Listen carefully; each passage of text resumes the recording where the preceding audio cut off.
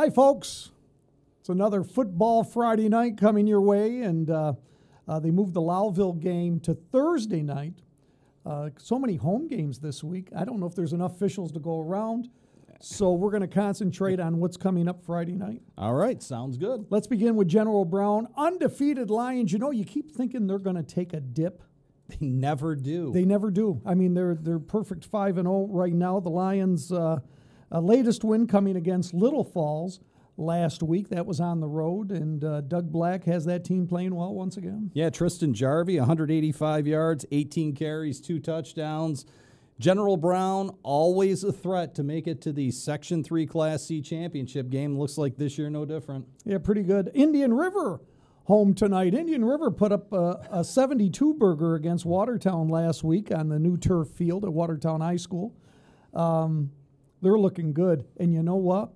Run the ball, run the ball, run the ball. That's what they do best. Yeah, and they even threw in some passing against Watertown. Had a touchdown pass in that game while I was there. It was a close game early on, 16-10, but then Indian River put their foot on the throttle, and that was pretty much it in that game. Yeah, Trevor Shawcross will be my athlete of the week coming up later Friday. And 242 yards. Yeah, not bad, huh? No, not bad at all. He's carrying the ball well, and they just, that's their power game. I mean, the run game is a staple of Indian River football. It is, and like I said, they were running the ball very well, threw in the pass play for a touchdown because Watertown had all their guys up front expecting the run, and boom.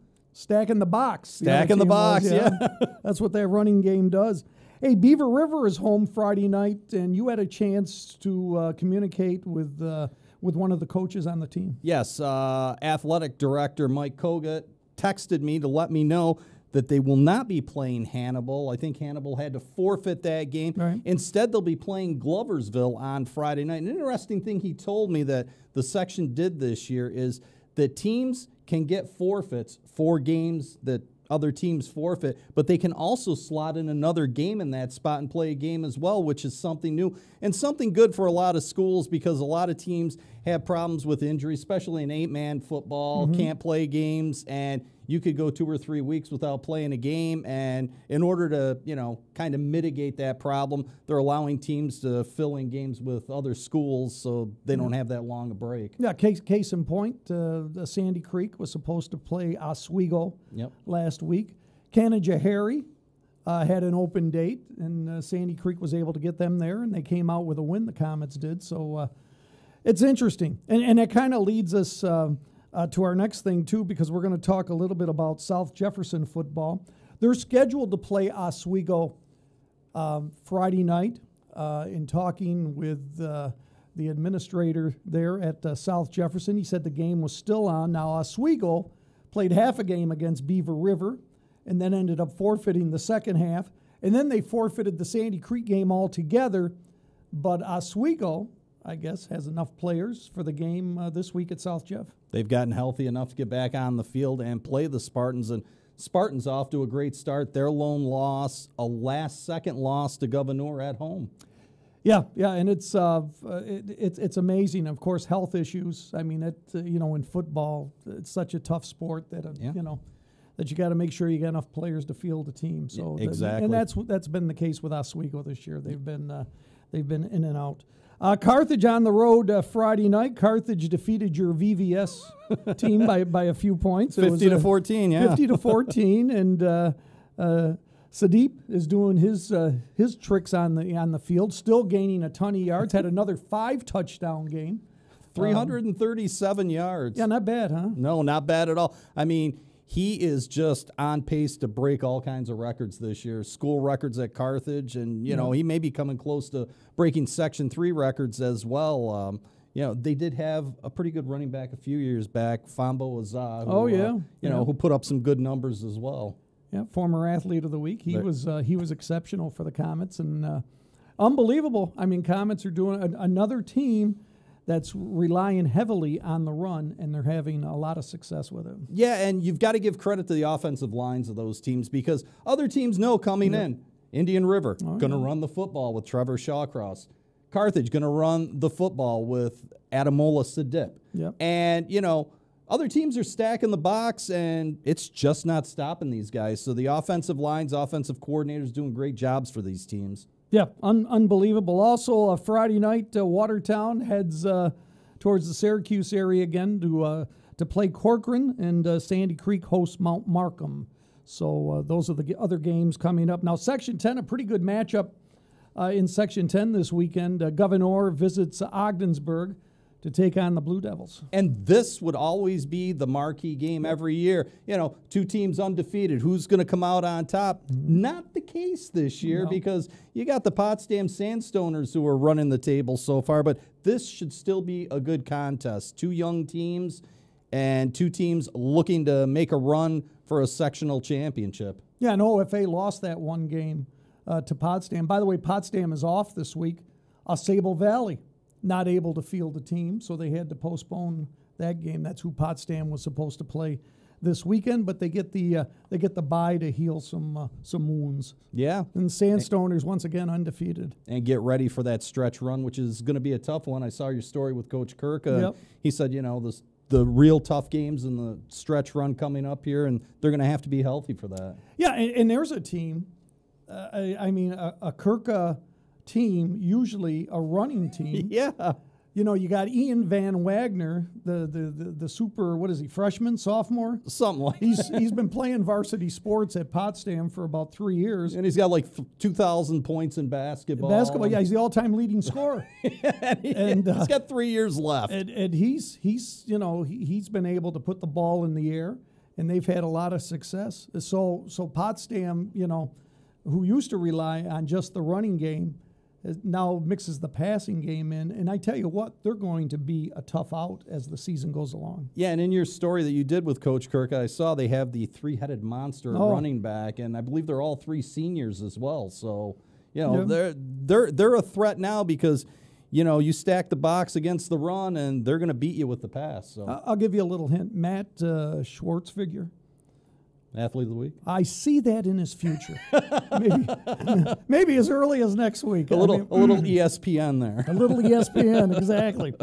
Also, Section 10, St. Lawrence Central travels to Messina. On Saturday, Malone visits Canton, and once again, Potsdam with the weekend off. Alrighty, 8-man football. Let's talk a little bit about 8-man football. Friday night, South Louis hits the road to play Morrisville-Eaton. The Falcons coming off 42-22 win over Clinton. They had a great week. Thousand Islands visits Sequoia Valley, and Tupper Lake takes on Weedsport. How about a little college football to talk about? The Saints of St. Lawrence in action this weekend, taking on RPI. And you know what? Last weekend they opened up the Liberty League season against Union.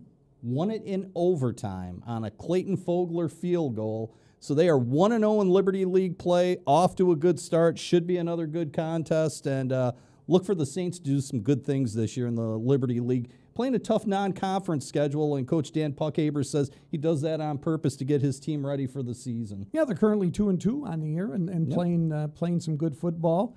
And, of course, we couldn't end without Syracuse in action this weekend at North Carolina State. 8 o'clock kickoff, the game on the ACC network. Give us a chance if you happen to get that. You'll be able to see the game Saturday night. Coming off a big win over UNLV in Vegas last Friday night. In overtime. And the magic number for the win, my son mentioned this to me the other day, 44. Wow. 44. Apropos. Yes. For a number that's been retired at Syracuse. That's very nice. And he thinks that bodes good things for Syracuse this year. He's like, they won it in overtime by 44 points, so... You know, we'll see. This is a tough stretch. That was a very good win for Syracuse. They started out up 14-0, and then UNLV just came back. And, you know, it didn't look very good for Syracuse there for a while. UNLV scored 21 straight points, but the Orange hung in there. Kyle McCord, calm, cool, and collected at quarterback, you know, leading the way. And how about LaQuinn Allen? You know, that touchdown run he had. He had 4, including the one in overtime, which was unbelievable how he was able to get to the end zone. Carrying the guy on his back. Yeah, he did a great job. You know, and UNLV, of course, underwent a quarterback change with another quarterback starting last week. This week, the Wolfpack, injury to a quarterback.